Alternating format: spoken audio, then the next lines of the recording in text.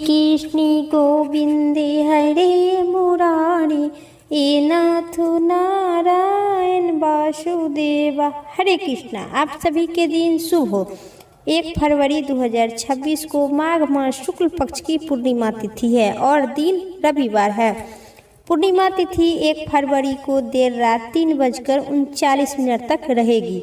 1 फरवरी को सुबह 10:19 तक प्रीति योग रहेगा। उसके बाद आयुष्मान योग लग जाएगा। इसके साथ ही 1 फरवरी को रात 11:58 तक पुष्प नक्षत्र रहेगा। इसके अलावा इस दिन पृथ्वी लोगों पर भद्रा का भी साया रहेगा। इसके अलावा माघी पूर्णिमा व्रत भी किया जाएगा और रविदास जयंती भी मनाई जाएगी। आज सुबह ब्रह्मा मुहूर्त 5:24 से 6:17 तक रहेगा।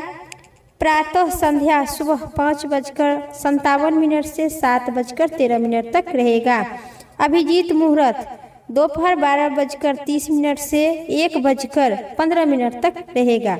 विजय मुहूर्त दोपहर 2:45 से 3:31 तक रहेगा। सूर्य उदय सुबह 7:13 पर और सूर्य अस्त शाम 6:32 तक। आज हर साल माघ मास के शुक्ल पक्ष की तिथि पर पूर्णिमा तिथि मनाई जाते हैं। माघी पूर्णिमा का व्रत माताएं रखते हैं, उनकी संतान पद की प्राप्ति होती है। इस दिन पवित्र नदियों में स्नान करने से साथ ही दान पुण्य करने का विशेष महत्व है। यह पूर्णिमा पुत्र और सौभाग्य देने वाली मानी जाती है। इस दिन भगवान विष्णु की उपास के साथ ही माँ देवी लक्ष्मी की चंद्रदेव की पूजा करने का विधान है और महादेव और चंद्रदेव का पूजा करने से घर में सुख शांति समृद्धि होती है। साथ ही भगवान सत्यनारायण की कथा करना बेहद फलदायक माना जाता है। आज इस वीडियो में आप सुनेंगे सुख समृद्धि देने वाली, धन बरकत देने वाली सीता माता की नित्य नेम की कहानी। फिर यह कहानी सीता माता कहती थी और श्री राम इसे सुना करते थे। एक दिन श्री राम भगवान किसी काम के लिए बाहर जाना पड़ा तो सीता माता कहने लगी कि भगवान, मेरा तो 12 वर्ष का नित्य नेम है और आप बाहर जाएंगे तो अपनी कहानी किसे सुनाऊंगी। श्री राम भगवान कहने लगे कि तुम कुआं की पाल पर जाकर बैठ जाना, जो औरत पानी भरने आएंगे उसे अपनी कहानी सुना देना। सीता माता कुआं की पाल पर जाकर बैठ जाती है। एक स्त्री उन्हें आई जो रेशमी जरीदार साड़ी पहनी रखी थी और वह सोने की घड़ा लेकर आई। सीता माता उसे कहने लगे कि बहन, मेरा 12 वर्ष का नित्य नेम है, सो सुन लो। वह स्त्री बोलने लगी कि मैं आपकी नित्य नेम की कहानी सुनेंगे तो मैं घर जाने के लिए देर हो जाएगी और मुझे मेरी सास लड़ेगी, इसीलिए उसे कहानी किसी और को आप सुनाइए। उस औरत ने कहानी नहीं सुनी और चल गई। उनकी सारी जरी की साड़ी फट गई, सोने के घड़ा मिट्टी में बदल गया। सास ने देखा तो पूछी कि किसकी दोष अपने सिर पर लेकर आई हो। बहू ने कहा कि कुआं पर एक औरत बैठी थी, उन्होंने कहानी सुनने के लिए कही, लेकिन मैंने नहीं सुनी, जिसके वजह से यह फल मिला।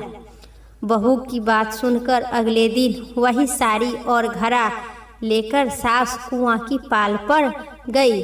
सास को वही माता सीता बैठी थी। माता सीता ने कही कि बहन, मेरी नित्य नेम की कहानी सुन लीजिए। वह सास बोली कि एक बार छोड़ो, मैं तो आपकी नित्य नेम की कहानी 4 बार सुनूंगी। फिर सीता माता अपनी कहानी शुरू कर दिए। राम आए लक्ष्मण आए, देश के पुजारी लाए, नित्य नेम की नेम लाए, आओ राम बैठो राम, तपसी रसोई जीखो राम, माखन मिश्री खाओ राम, दूध बसासा पियो राम, सूत के पलंगा मोठो राम, साल दुसाला ओठो राम, साल दुसाला पोठो राम, जब बोलू राम ही राम, राम सवारे सबका काम, खाली घर भंडार भरे, सबका बेड़ा पार करे। श्री राम जय जय राम। सास बोली कि बहन ये कहानी तो बहुत अच्छी लगी। कहानी सुनकर सास फिर चल दी घर। उनकी जरी की साड़ी फिर रेशमी साड़ी में बदल गई, मिट्टी के घड़ा सोने में बदल गया। फिर सासू बहू पूछने लगी, सासू माँ ये सब कैसे हुआ? उस औरत कुआं के पाल पर कौन थी? सभी पूछने लगी वह औरत कौन थी? सास बोली कि वे औरत सीता माता थी। वे पुराने नए घर के पुराने को नए कर देते हैं, खाली घर भंडार भर देते हैं। वह घर में लक्ष्मी माता का वास कर देते हैं। आदमी की जो भी इच्छा होती है वह पूरा कर देते हैं। बहू बोली कि ऐसी कहानी तो मुझे भी सुना दो। सास बोली ठीक है, तुम भी इस कहानी को सुन लो। कहानी शुरू की।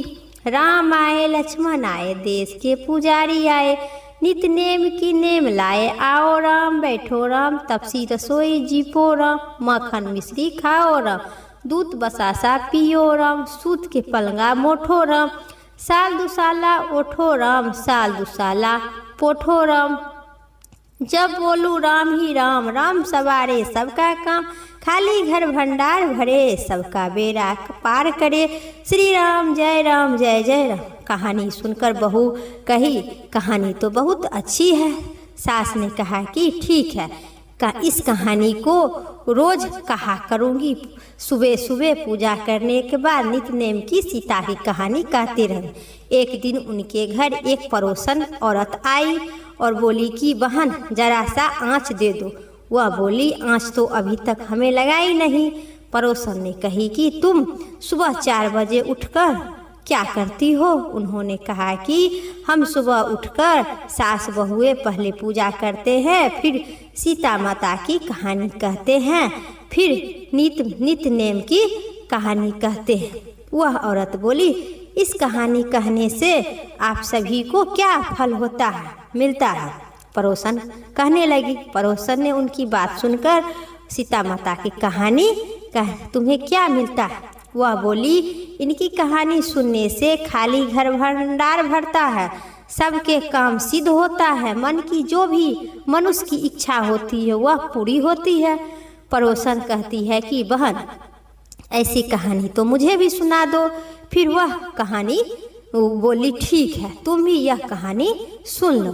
फिर कहानी शुरू की। राम आए लक्ष्मण आए, देश के पुजारी आए, नित्य नेम की नेम लाए। आओ राम बैठो राम। सारी कहानी सुनने के बाद पड़ोसन कहने लगी कहानी तो मुझे भी बहुत अच्छी लगी। अब यह पड़ोसन भी सीता माता की नित्य नेम की कहानी कहने लगी। कहानी कहने से सीता माता पड़ोसन के भी भंडार भर दिए। अब तो पूरे गांव मोहल्ले में नित्य नेम की कथा चल पड़ी। हर किसी को सीता माता की नित्य नेम की कहानी सुनने वाले को सभी को मनोकामना पूर्ण किए। हे सीता माता, जो कहानी आपको हुंकार भरते हैं, कहानी कहते हैं एवं सुनते हैं, सभी को अपनी मनोकामना उस पड़ोसन के जैसे पूर्ण करना। बोलिए सीता मैया की जय। सुने 5 कन्याओं ने इस प्रकार विलाप करते हुए बहुत देर तक प्रतीक्षा करके अपने घर लौट गई। जब घर में आई तो माताओं ने कहा कि इतना विलम्ब तुमने क्यों कर दिया है?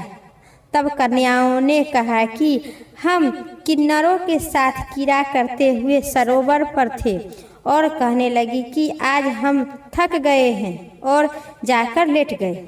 वशिष्ठ जी कहने लगे कि इसी प्रकार आश्चर्य को छुपाकर वह बीहर की मारे पड़ गई। उन्होंने घर में जाकर किसी प्रकार की क्रीड़ा नहीं की। वह रात्रि में उनको युग के समान बीत गया। सूर्य नारायण के उदय होते ही वह अपने आप को जीवित मानती हुई माताओं की आज्ञा लेकर गौरी पूजा करने के लिए वह कन्या वहां पर जाने लगी। उसी समय ब्रह्मा जी भी स्नान करने के लिए सरोवर पर आए। उनको आने पर कन्याओं ने वाह वाह किया। जैसे कालनेमी प्रातः काल सूर्य उदय को देखकर कहती है। उनको देखकर उन्होंने नेत्र खुल गया और उस ब्रह्मचारी के पास चली गई। आपस में एक दूसरे के हाथ पकड़कर चारों तरफ से उनको घेर ली और घेरकर और कहने लगी कि मूर्ख, उस दिन तू तो भाग गया था, लेकिन आज तो नहीं भाग सकता है। हम लोग तुम्हें चारों तरफ से घेर लिए हैं। ऐसा वचन सुनाकर बाहु पास में बांध ली। ब्रह्मा जी ने मुस्कुराकर कहा, तुमने जो कुछ कहा सो ठीक है, परंतु मैं तो अभी विद्या अभ्यास और ब्रह्मचारी हूँ।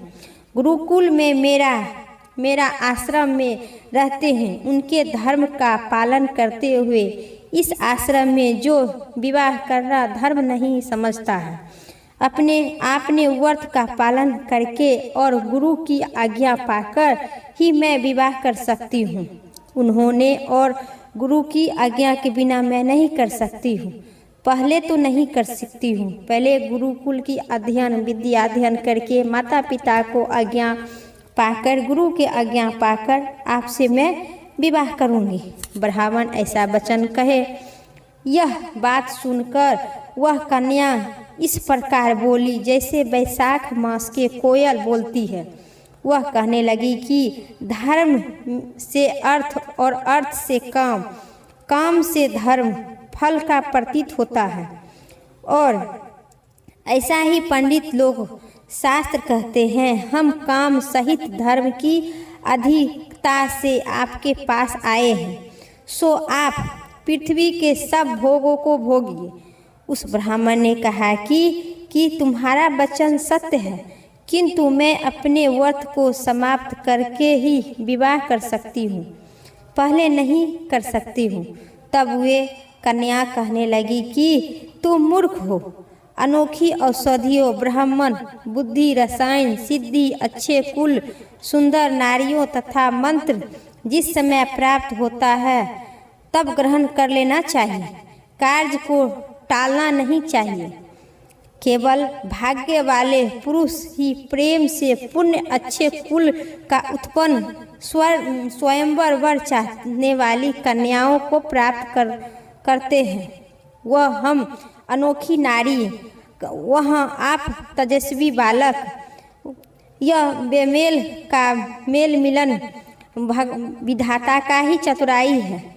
इस कारण आप सुनकर धर्मात्मा ब्राह्मण ने कहे कि वर्ती रहकर इस समय विवाह नहीं करूँगा।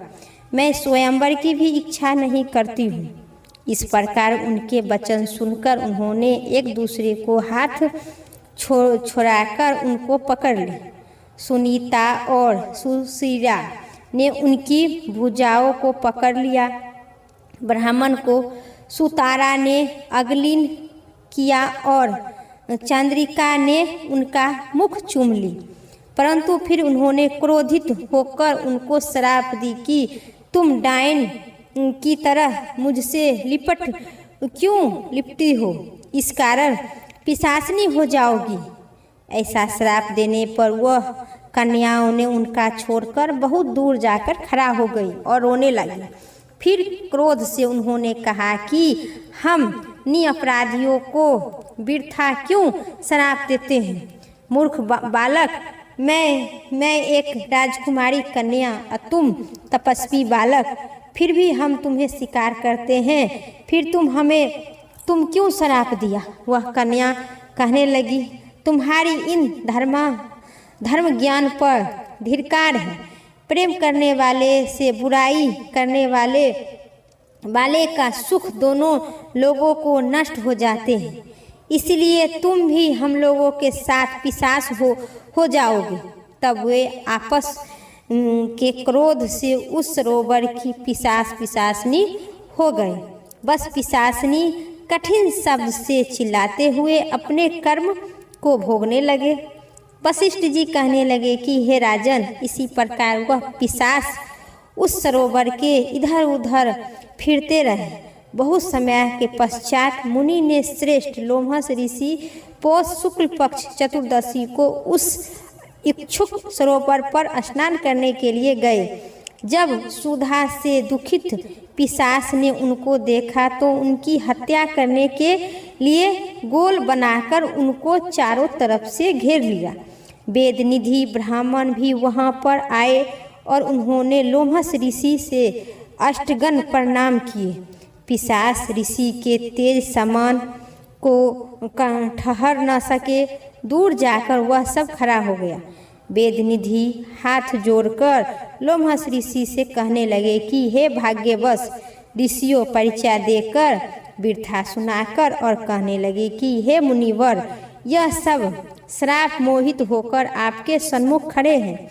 आज इन बालकों की निस्तार हो गया है। जैसे सूर्य उदय से अंधकार नाश हो जाता है, उसी प्रकार वशिष्ठ जी कहने लगे कि पुत्र के दुख से दुखित होकर वेदनिधि ब्राह्मण के ऐसे वचन सुनकर लोमहर्ष ऋषि के नेत्र में जल भर आए और वेदनिधि कहने लगे कि मेरे प्रसाद से बालकों को शीघ्र ही समृद्ध पद हो जाएगा। उनका धर्म कहता है कि जिसका आपस का ज्ञान विलिप हो वहाँ जाएगा। बोलिए श्री विष्णु भगवान की जय। मेरा 29वां अध्याय कथा समाप्त हुई। आगे कथा कल सुनिएगा। अब सभी कथा सुनने के बाद लपसी तपसी कहानी जरूर सुने। एक लपसी था, दूसरी तपसी था। तपसी हमेशा भगवान की तपस्या में लीन रहा करता था। लपसी रोज सवा सेर के लपसी बनाकर भगवान को स्वयं भोग लगाकर और स्वयं उस लपसी को जीम कर बैठ जाती था। और एक दिन लपसी और तपसी दोनों लड़ने लगा। लपसी बोला, रोज भगवान की तपस्या मैं करती हूँ, इसलिए मैं बड़ा हूँ। तपसी बोला, रोज भगवान के सवा सेर के लपसी का भोग मैं लगाता हूँ, इसलिए मैं बड़ा हूँ। नारद जी वहाँ से गुजर रहे थे। दोनों को लड़ाई देखकर उन्होंने पूछने लगे कि क्यों तुम लोग लड़ रहे हो। तपसी ने खुद बड़ा होने का कारण बताई और लपसी भी नारद जी के बड़ा होने के कारण बताई। नारद जी बोले कि तुम्हारा फैसला मैं कर दूंगा। दूसरे दिन लपसी और तपसी स्नान कर अपनी रोज की भक्ति करने चली आई। नारद जी ने छुपकर 1.25 करोड़ के एक अंगूठी उन दोनों के आगे रख दी। तपसी की नज़र जब अंगूठी पर पड़ी तो उन्होंने छुपकर अपने घुटना के नीचे दबा ली। लपसी की नज़र अंगूठी पर पड़ी, लेकिन उन्होंने ध्यान नहीं दी और भगवान की पूजा भोग लगाने में, लपसी खाने में मगन रही। नारद जी के सामने तो दोनों ने पूछा कि नारद जी कौन बड़ा है, आप कहिए। नारद जी ने तपसी से खड़ा होने के कहे। वे खड़ा हुई तो उनके नीचे अंगूठी दिखाई पड़ी। नारद जी ने तपसी से कहा, तपस्या करने के बाद भी तुमको चोरी की आदत नहीं गया है। तुम्हारे घुटने के नीचे एवं पैर के नीचे अंगूठी इतना महंगा कहाँ से आया है। तपसी तो शर्मिंदा हो गई। फिर कहने लगी, नारद जी कहिए नहीं, हम दोनों में से कौन बड़ा है, फिर कौन बड़ा है और कहिए।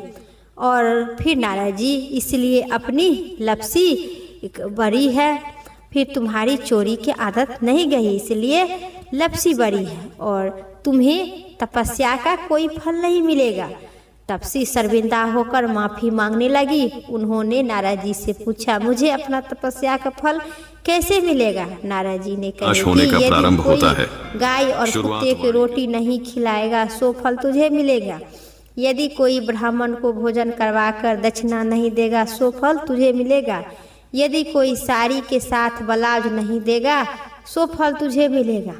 यदि कोई दिए से दिए जलाएगा सो फल तुझे मिलेगा। यदि कोई सारी कहानी और कथा सुनने के बाद तुम्हारी लपसी तपसी की कथा नहीं सुनेगी सो फल तुझे मिलेगा।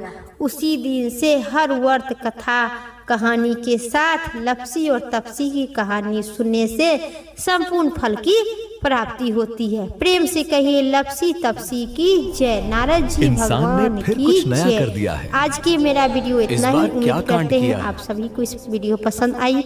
चैनल पर नए हैं तो कमेंट बॉक्स में विष्णु भगवान की जय जरूर लिखिए, ओम नमः शिवाय जरूर लिखिए। फिर अगली वीडियो लेके आते हैं। तब तक के लिए आप चैनल पर नए हैं तो सब्सक्राइब करके बेल आइकन प्रेस करें। फिर धन्यवाद आप सभी को। जय श्री राम, राधे राधे।